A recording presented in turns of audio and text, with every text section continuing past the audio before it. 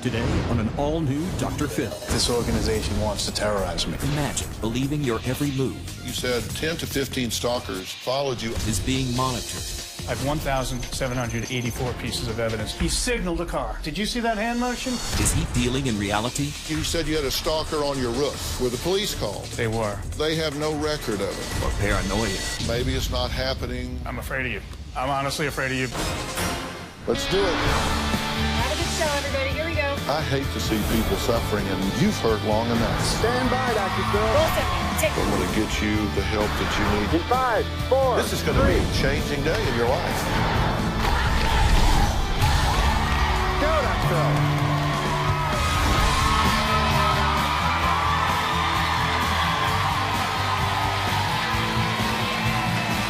How you doing? Hello? How you doing, guys? Okay, I want you to imagine something for me. I want you to imagine waking up every day feeling like you're being watched, followed, your every move monitored. Think about that for a minute. You question everything in your life and every person you meet. Well, that is exactly what life has been like for my first guest for the past 4 years. He thinks there is an organized group of stalkers conspiring to ruin his life. Take a look. I've been a successful attorney. I started one of the first cyber cafes in the country. After I worked for the San Diego Padres, I started my own nonprofit. It would appear on the surface that I'm a really successful guy that has it all together. But the last 4 years of my life have been nothing more than hell. I feel like I've been practically raped every single day of the year. I'm being stalked by a technologically advanced organization.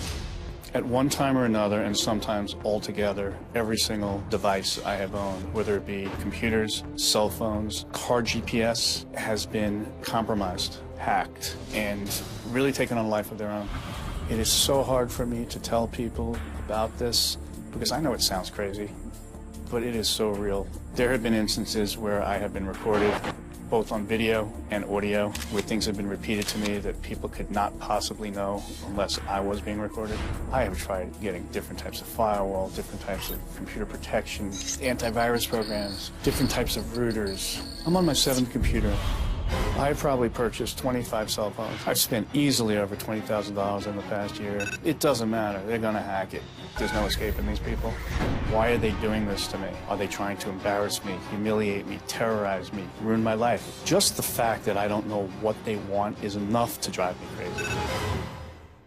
So who would want to do such a thing? And more importantly, why? What's their end game? Well, Matt says he has a pretty good idea. There's no question in my mind that there is a $60 million technologically advanced corporation out there that has nothing better to do with their millions and millions of dollars than to toy with people's lives. For lack of a better term, I've actually referred to the people stalking me as the organization.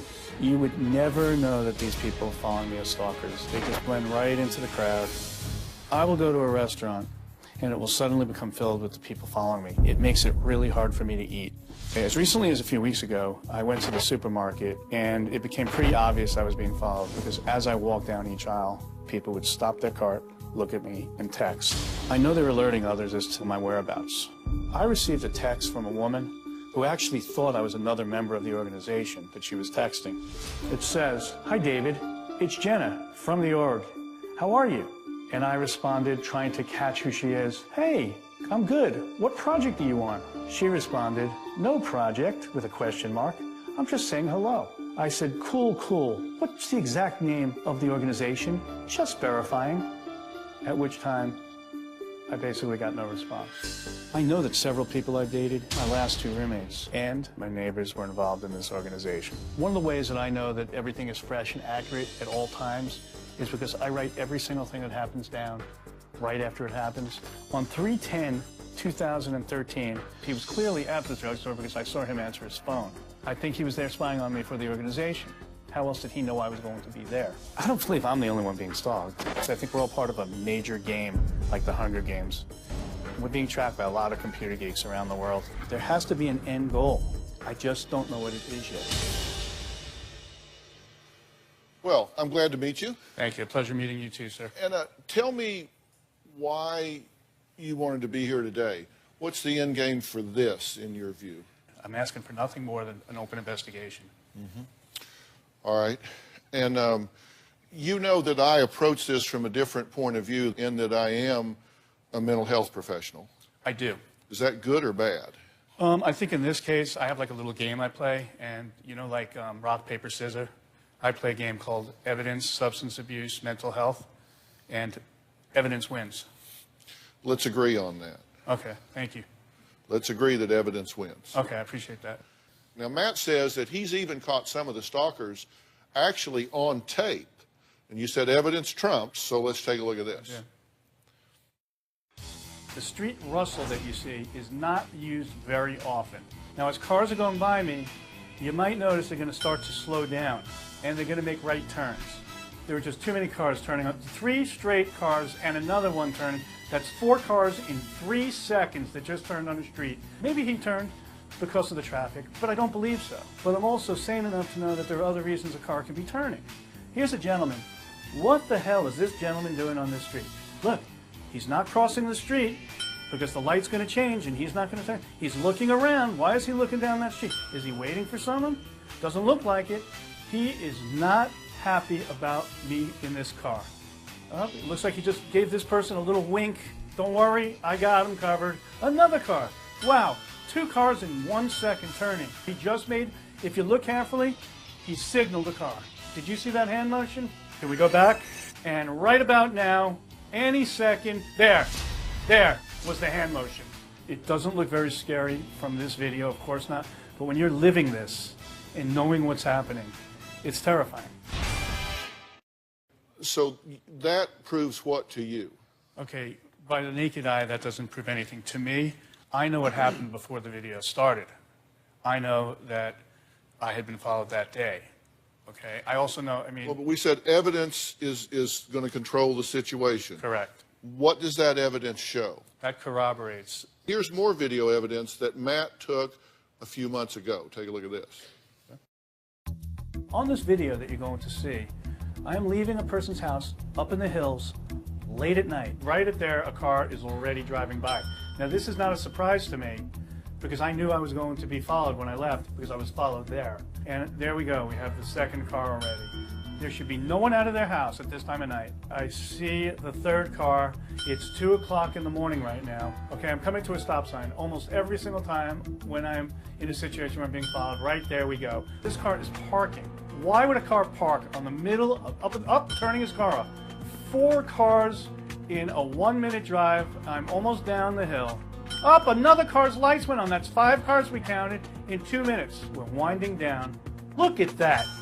2 o'clock in the morning and there's 2 people sitting beside their car. It happens every single time I'm being followed. Ask yourself how many times that happens to you.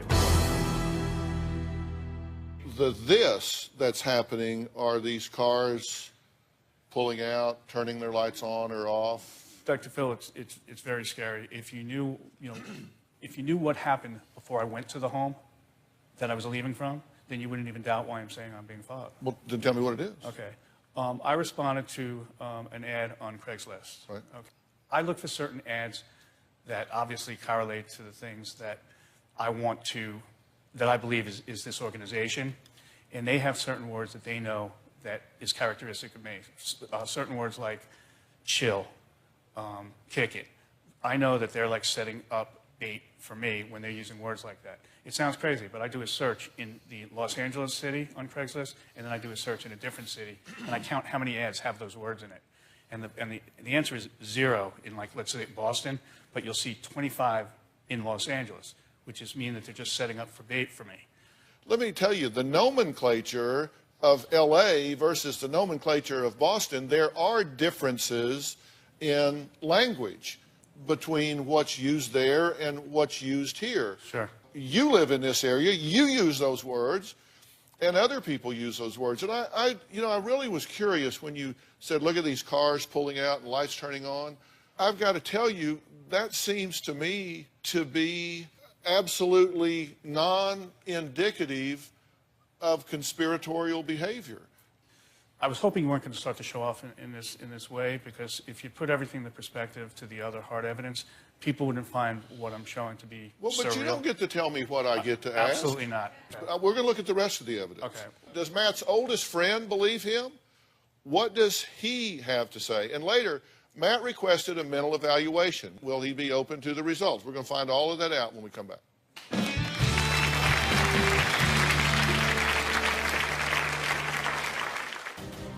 I don't know how old Dr. Phil is, but I have more experience as an attorney than you do as a psychiatrist, and it trumps you. My evidence overrides whatever psychological opinion you make of me. There is nothing wrong with me. I'm the sanest person you're ever going to meet. Tomorrow on an all-new Dr. Phil. Is this out-of-control teen try to poison her family? I wasn't trying to kill them. You poured floor cleaner in their soda. With a home life in chaos. Danielle drinks, but you say all 15-year-olds drink. They do. No, they don't. It's time to take drastic action. I've decided to do something that I've never done before on this show. America's most watched talk show. That's tomorrow.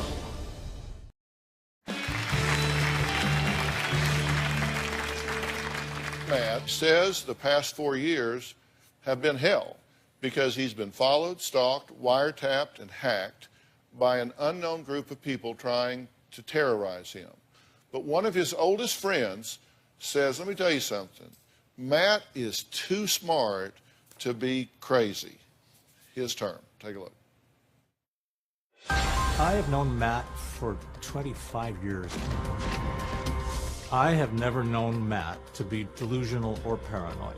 A crazy person doesn't preface what they're going to say by saying, it may sound crazy, but Matt says, I know this sounds crazy, and he's very specific about what's been happening, so it doesn't make sense that he's crazy. One time, Matt said somebody was up on the roof and he heard footsteps, and that the person fell off the roof. Listen, I don't know what the guy was doing on my roof. He could have been installing some kind of listening devices. I just don't know. There was never a time when I thought he was making these things up. Because he's honest, he's straightforward, he's loyal, and he's very smart. So it's not inconceivable that somebody that Matt met is somehow following him on the internet. All right, joining us on Polycom is Matt's longtime friend, Rick. Rick, thank you so much for joining us. Thanks for having us, Dr. Phil. So what do you think about this? You're in his world. You're out there with him. You know him. I'm here because I want to be supportive of him, number one, and because I suspect that whatever is happening to him probably is happening to other people. It's also in the audience is Paul. He's another good friend of Matt who says that he certainly believes in Matt. So, Paul, tell me what you're thinking here is based on what you know and what you're hearing unfold as we go along. Sure. I do believe what he's saying. Yes. Okay. I do believe it. So you believe it, and your other friend believes this. So you've got some support people in your world that say, you know, he's just not making all of this up. You know, we asked you what you thought was behind it. You said there were 7 possibilities, and you didn't want to be too specific because you don't want to slander anybody, of course, and we're careful not to do that. You said it could be the mafia, could be Scientologist, could be a billionaire ex-relationship, veteran support organization, a friend that you threatened to sue, a bail bondsman, or drug dealers or clients. Out of the 7, what would be your most likely? Well, I would say the most likely, I don't believe it's any of them, okay? I've just put that in to show people that there is a realistic possibility that this is happening.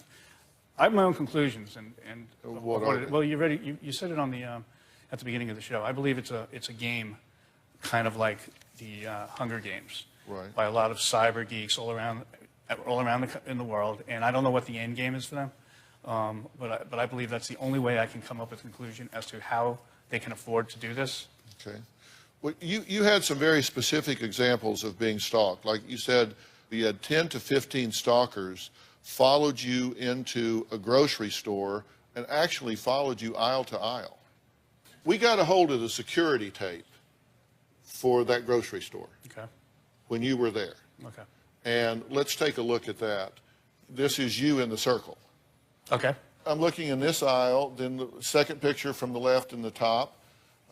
Third picture, there's not anybody in that aisle. Fourth picture, fifth, sixth, seventh.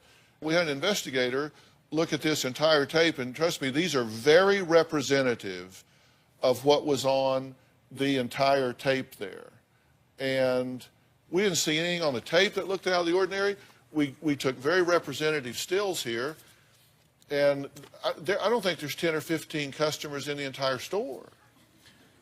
Well, Dr. Phil, it's very hard for me to really argue with you because, you know, I respect you so much. But do you want to argue? You said you want to find the truth. I do here. want to find the truth. And but unless it sounds like what you want to do is confirm your belief, whether it's the truth or not. Because if I challenge it, then you go, well, I respect you, but, you know, come on.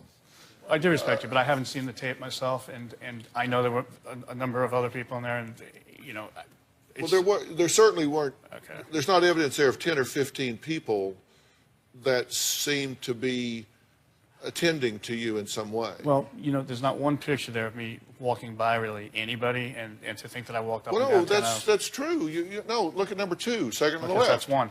You're walking past the person there. What happened five seconds before that? Well, look at third from the left on the bottom. There's a person going by there. Yeah. You look at bottom left.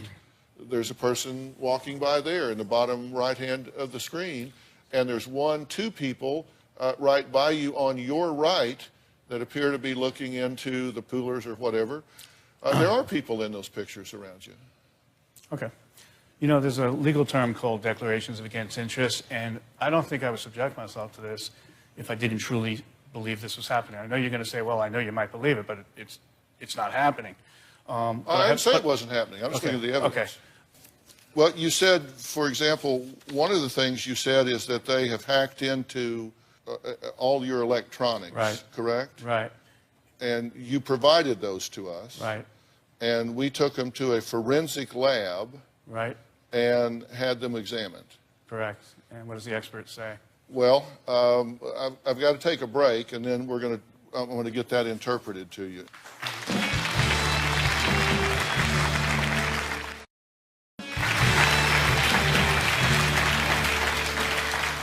Well, my guest Matt says that what he believes to be true may sound strange, but he says it's become a way of life for him because of what's going on.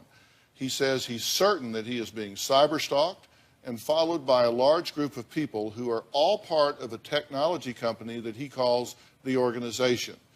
Now, he asked for specialists to review his evidence and scan his computers, cell phone, and hard drives for proof.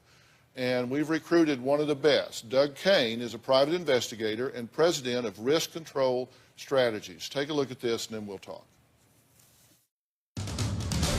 What we're trying to do is make a determination if there's any type of software or malware that someone could be accessing his computers remotely. One of the things that Matt had provided here was a cord that he believed that this contained a method that they were attacking him. It's basically a standard phone cord that is found in everyone's household. This phone cord is not unusual in any way.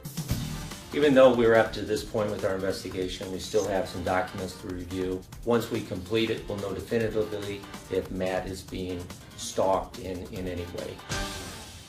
Well, joining us in the audience is private investigator Doug Kane. Tell me what was done with these devices, and then we'll talk about what was found. But first, what was done? So we brought them into our lab, our technicians, and went through them, made backup files, made clones of the copies so they could then go on and look for any software, malware, keyloggers, any type of tracking software that might have been put on those computers. Okay, so these are the phones. Correct. And you gave us these. I did. Did they find that this was being bugged, hacked, spied on? No, we evaluated all the files. We evaluated all the programs. And at the conclusion, we found absolutely no evidence of any keyloggers, tracking software, or any type of malware that was placed on there by a third party. You know, you're a computer, expert, and I'm gonna, and you're still not explaining to me how 20 computer files all have a virus marked with the same name referring to this company. And they're all individual files that came from different dates. And it didn't happen 20 days ago. It happened 3 months ago. And as I tell you, they access my computer frequently. So anything, and they're also, you know, technologically, they're worth $3,880,000,000. I mean, obviously they have computer technicians there with expertise even greater, as much as I respect you, even greater than yours. If they wanted to clean the computer, they can easily do that. I wouldn't put anything past an organization of that capability. Okay, all I can say is there was nothing on those Okay, I computers when we respect, examined. you know, your analysis. Well, but I don't think you really do. I don't. I mean, you say that to be nice because you're a nice guy. I don't respect it at all, but I think he did a professional job. And Yeah. I don't doubt for 1 second, I don't think he's part of a conspiracy. I don't think like that. I respect every single thing that he probably did to the computer, Yeah. but he's not, but what I'm trying to say is, like, he referred to that wire, which really bothered me. That wire was never supposed to go to you. It had nothing to do with computers. It's an alarm system wire that ran, okay, so I know that. I just, you know, what you must think of me to think. He didn't say it was a computer wire. It was given to the computer expert to analyze as if it was part of my interpretation. Do you agree with that, sir? It was a phone wire, right? The phone wire. That had nothing to do with the computer. I gave it to them for other purposes. Yeah. Okay? And the purpose was that you found this wire. That's the wire. This is the wire. That should have been dismissed immediately. I realize that. Well, we'll just. Okay, cool. This wire ran throughout my attic, and it was not there when I moved in. On the day that I was moving out of the place, I went up there, and the entire attic was filled with these wires, and they were coming down into the vents of my home. And I took a photograph of that. You guys contacted the person, the two people that were there at the moment. I came down to try and show them the photograph, and the phone started vibrating and kind of turned off. At the same time, I clipped the wires in front of them. So, What would this wire be for? What would your theory be about what it was? What was its purpose in your attic? I would say video. So you think you have hidden cameras in the house somewhere? I do. Have you scanned for it? I have not. Oh my God, you've done everything else. Why would you? That'd be the first thing I'd look for. I mean, I search for cameras and stuff. But, Yeah. You know. Because they can scan for those, right, Doug? I know they Absolutely. Bring a I know scan. they can. I know they can. How are you feeling about this? I'm listening and observing what you're saying. And, you know, I'm really trying to understand the conversation here.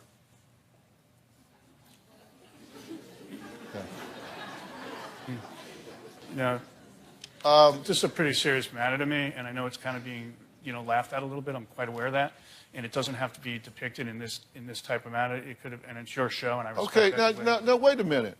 Okay. I resent that. I'm sorry. I am treating you with dignity and respect. I am dealing with what you brought me, and if I don't agree with something, then you start being critical of it. And you might bully other people that way, but you're not going to bully me that way. Okay.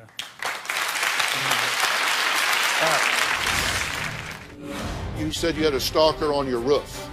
Were the police called? They were. They have no record. Okay.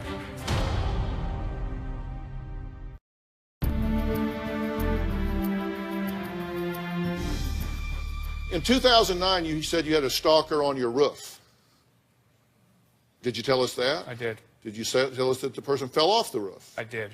Were the police called? They were. And they came out, and you were surprised that when people came out, neighbors came out, they were all dressed in the middle of the night. Correct. And you thought it was really odd that people would already be dressed in the middle of the night. Correct.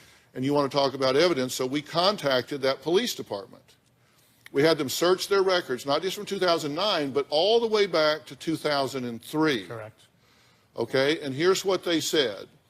They said, we can find nothing in our current records reflecting an incident with Matt finding a subject on his roof and assisting our department with an arrest. Our checks went back from 2003 to present. There was no record found concerning such an incident after checking the provided name, address, and the possible date of occurrence of 3909. I'm aware of that. So they have no record Okay. of it. Did you tell us that happened? I absolutely told you that happened. And that is the police department. Yes. And they say they've got no record of it happening. I'm shocked. Okay. You know, again, I'm too sane to go into some kind of conspiracy theory, but I do know that I specifically, at least 7 days ago, or 5 days ago, asked your staff when we couldn't find the records, because I was part of the process of trying to find that record. Right. Okay. And I asked your staff to just please have a PI go over and speak to the next door neighbor. to confirm that that did happen. Yeah. So. But it's like, check my computer. Well, you didn't find something, you didn't know how to check it. If we go get video of the grocery store, well, you didn't look at all of it. We actually go get you physical evidence because I'm trying to help you. Sure. And what you do is poo-poo it and then insult the process because you say, I'm not a conspiracy theorist, although you have a theory that there is a conspiracy of hundreds of people from this giant organization that are trying to harass you for reasons you don't understand. And you have examples of people turning on their car lights or turning off their car lights. You had a cell phone that doesn't have internet service, and then all of a sudden it does have internet service when you don't have an internet cell service plan. And you said you talked to some woman who said, I don't know how that happened because we didn't do that. Well, we tracked that person down. Which person? This woman that you talked to at the phone company. Okay. And here, I got a statement from her. Andrea, was a representative that assisted Matthew with his Pantech P7040 phone. He stated that there was no access of data on his account. I verified there was no access of data on his account, but his phone had signs of the device being on the internet, although he had no access to the internet. The phone was compromised. Due to the issue, I exchanged the phone to the same make and model. That's exactly right.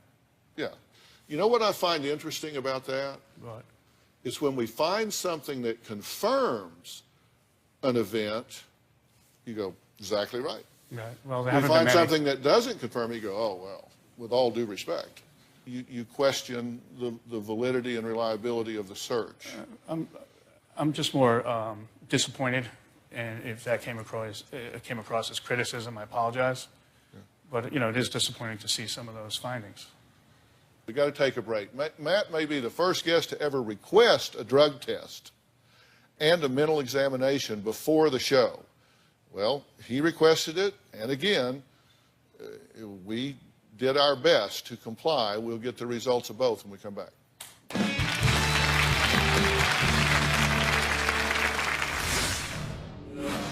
The stalkers were creating what I call the perfect storm. If they can terrorize me when I'm high, I really have no ability to defend myself. For one, I can't go to the police because I'm high. I don't want to be arrested. I can't go to friends and seek help because they'll know I'm high and they won't believe me. And I said, you know, this must be happening only when I'm high.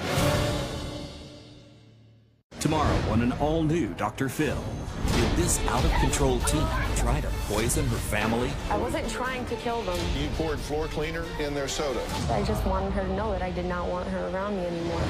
That's tomorrow. Right now, at my insistence, I'm about to go in to get drug tested because I want Dr. Phil to know that I am completely clean.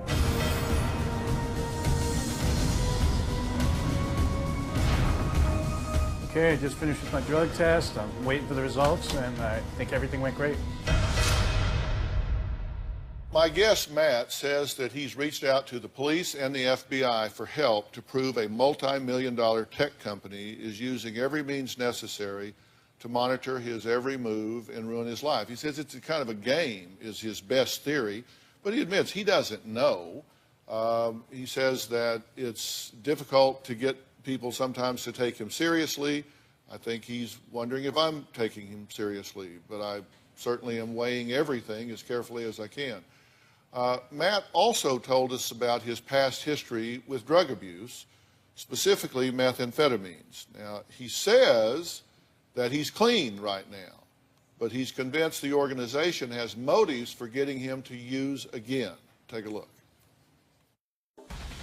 I started using crystal meth about 10 years ago. I've been clean for the past 6 months, but I definitely noticed that there was a parallel between my using crystal meth and crazy things starting to happen. The stalkers were creating what I call the perfect storm. If they can terrorize me when I'm high, I really have no ability to defend myself. For one, I can't go to the police because I'm high. I don't want to be arrested. I can't go to friends and seek help because they'll know I'm high and they won't believe me. And I said, you know, this must be happening only when I'm high. And that made me continue to get high. I know that everyone's going to say, oh, he's just looking for another excuse to get high. But I was really going undercover in my own life. I stayed high maybe 3 or 4 months straight. And I figured out maybe it's not that I'm high, it's just that they think I'm high. So I started calling up dealers, and I would pretend buy the drugs, go into the bathroom like I'm hiding the drugs on my body, and then flush them down the toilet. So I would come out, and everybody in the world that was involved thought I was high, but I wasn't. I was undercover. So I'd walk out of the house, and I'd still start seeing cars stalking me. This is because this is what is happening.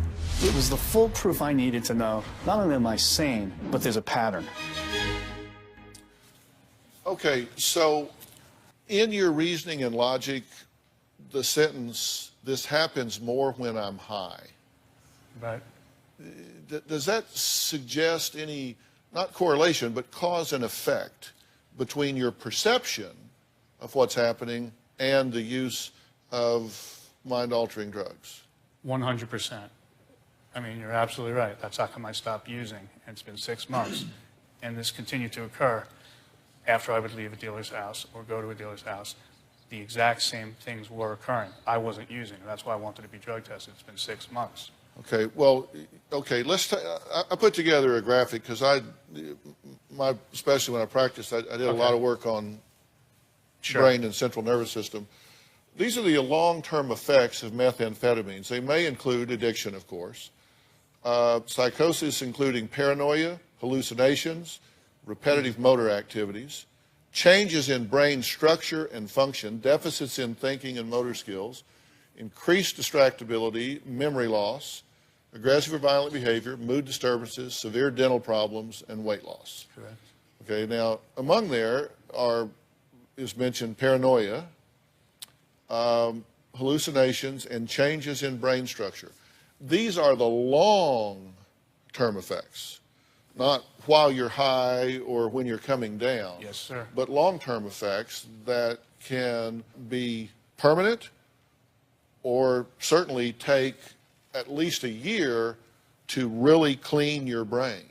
Absolutely. So is there a possibility that the use of these drugs extensively at times, as recently as 6 months ago, could have altered your thinking and reasoning to the point that you're interpreting things differently than what they might actually be? Well, is that an alternative explanation? It's absolutely an alternative explanation. I certainly can't argue with that.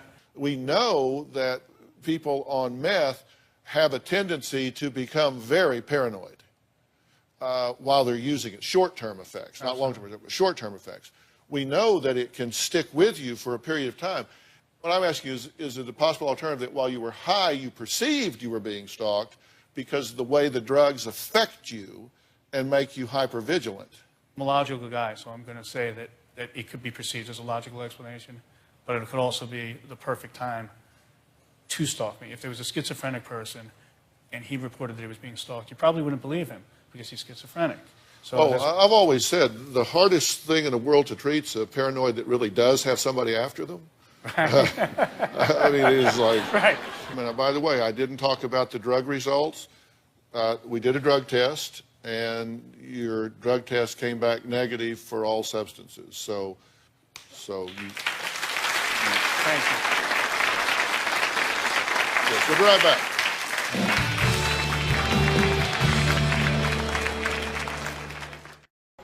Stalkers have used every possible means to keep abreast of my every move. My father's 85 years old and has a really hard time believing this, and that really hurts. It is so important to me that I vindicate myself so my father can go to his grave believing that his son is sane. If you're going to be in the Los Angeles area and you would like free tickets, go to drphil.com and click on Be in the Audience. Because we have a lot of fun here, don't we? Or you can call 323-461-PHIL. Matt says he is willing to take any test to prove his sanity because he's tired of people not taking his stalking claims seriously. Matt requested a mental evaluation, so I sent him to see Dr. Charles Sophie, a very noted and respected psychiatrist here in the Los Angeles area. Take a look. Matt, thank you for coming. Pleasure to have me here. join Thank you very today. much. Do you think you need help? I need help for what I've been through for the last 4 years. I'm being stalked and terrorized and harassed and cyberbullied. Wow. I would say I have 2,000 different evidence, and I would say that I'm only right about 70% of them. You sleep okay? I tend to rehash things in my mind so I don't forget them. One of the reasons I journal a lot and write things down is because as soon as I do that, I stop thinking about them. And you have anxiety? I don't. But you're anxious. I'm anxious for 4 years where I'm running. So if you think I can turn off the anxiousness, if I'm right and this is happening and you guys don't support me, you're giving satisfaction and achieving the goal that this organization wants, which is to terrorize me. If we go through something and there's evidence and it's found to not really be, then you have to be open to the other option. Okay, except for the fact that I'm also an attorney of 25 years. I don't know how Dr. Phil is, but I have more experience as an attorney than you do as a psychiatrist, and it trumps you. My evidence overrides whatever psychological opinion you make of me. There is nothing wrong with me. I'm the sanest person you're ever going to meet. Well, Dr. Charles Sophie is board certified in adult, child, and adolescent psychiatry, as well as family practice. He is the medical director for the County of Los Angeles Department of Child and Family Services. He's the author of Side by Side, the revolutionary mother-daughter program for conflict-free communication. And is one of the people in this profession that I have a great respect for. So please welcome Dr. Charles Sophie. Come on up. Sophie, good to see you. Good to see you. Take my chair because I'm going to do some stuff over here in just a minute. So you think because you've been a lawyer longer than he's been a psychiatrist that you trump him even though you're in his field. So I've been doing this longer than you've been doing that. So if I come to the courtroom, do I tell you to sit down? I'm going to take over here because I've been doing my job longer than you've been doing your job? That doesn't sound rational. Not at all. Take it back. I take it back. All right.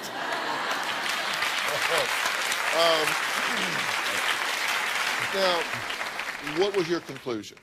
I mean, it's obvious that you're not crazy. You are not psychotic. You're not walking around delusional and confused and hallucinating. You're highly, highly anxious. You have drugs on board. Not now, but you've had a history of them. You had damage to your brain. And then you have ideas of reference. Ideas of reference are things when you look at that light, that's just a light to me. But if I'm highly anxious or I am a little delusional or paranoid or suspicious, I'm going to think there's something in that light.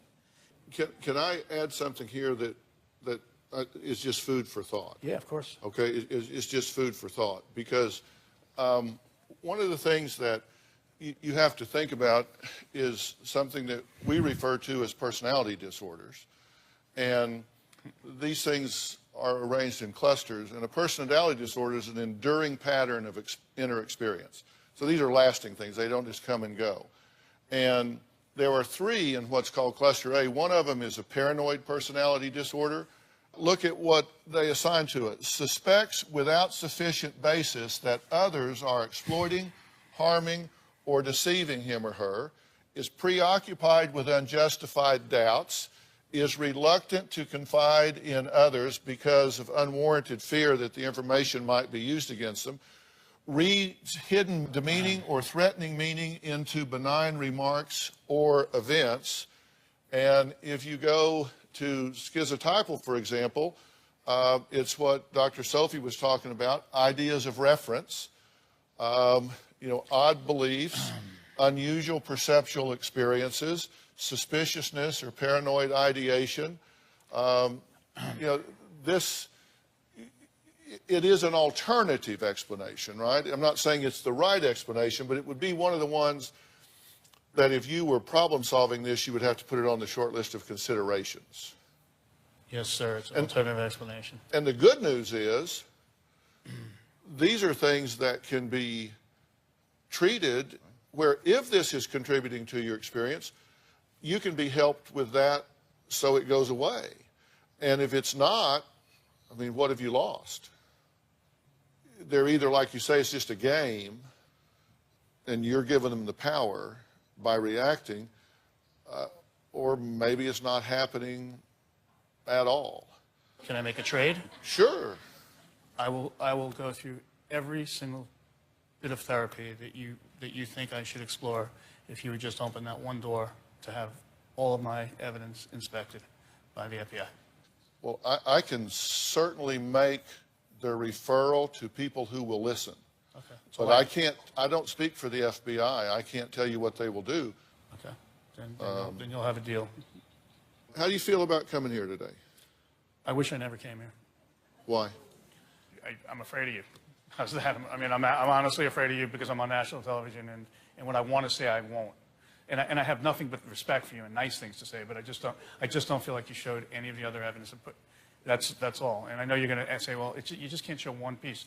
I told the producers before the show that I don't think this show should air in 10 days. I think this is something that you should do that would take 3 months of time.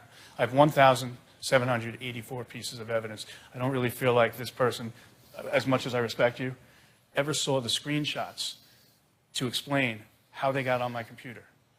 I'll make you a deal. How's that? I'll tell you what it is right after the break. Okay. Stop justifying your inactivity and avoiding the challenge of change. For help getting started, go to drphil.com for 11 seasons of advice, articles, and exclusive videos you won't find anywhere else. Plus, sign up for the Dr. Phil community to share your story and find support from others. All on drphil.com.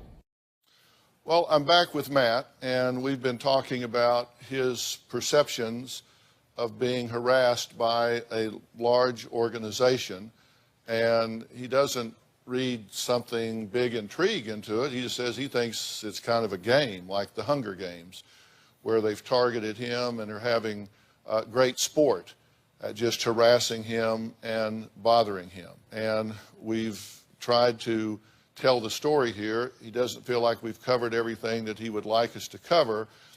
And he said, I told you producers, I don't think this show should air like tomorrow or in 10 days because I think it takes time to drill down on this. He has asked me to make a request to my contacts with the FBI, both active and retired, to look into this in a serious way, and I have agreed to do that. I've made that deal. Now I'll make you another deal.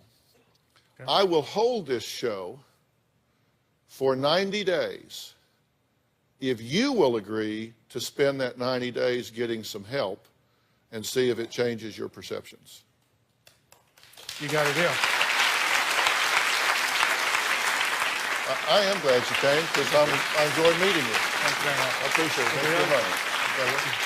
Thanks, everyone. So long.